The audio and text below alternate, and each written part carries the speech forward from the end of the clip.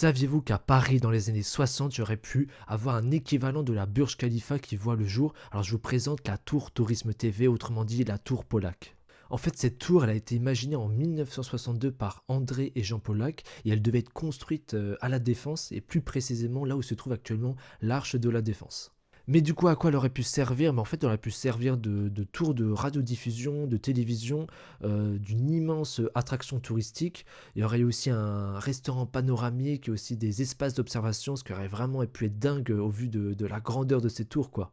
Et sachez que sa taille aurait été démesurée puisqu'elle aurait fait 750 mètres de haut.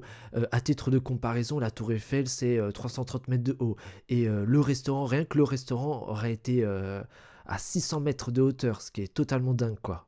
Et de plus, à noter que la couverture télévisée elle aurait été de 250 km autour de Paris, ce qui aurait pu donner potentiellement à 75 millions de personnes à la télévision, ce qui est vraiment totalement dingue.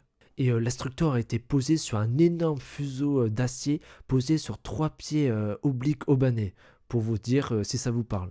En tout cas, les travaux devaient commencer en 1964 pour se terminer vers 1969, soit à peu près 5 ans de travaux, ce qui en soi, selon moi, n'est pas si énorme que ça au vu de la taille de la tour. Mais malheureusement ou non, le projet a été abandonné puisqu'il a été considéré comme étant trop cher, trop complexe pour le sol de la défense, et surtout que ce projet de tour a été rendu inutile avec l'arrivée des satellites de communication, tout simplement. Mais comme vous savez très bien, à la place de cette tour-là, on a la grande arche à la défense. Alors est-ce que ça aurait été dingue, est-ce que ça aurait été bien d'avoir ces tours-là en France pour le patrimoine, pour le tourisme, ou non, ça aurait totalement défiguré l'esthétique de la France, de la défense, etc. En tout cas, n'hésitez pas à me le dire en commentaire, ça m'intéresse. Merci d'avoir regardé.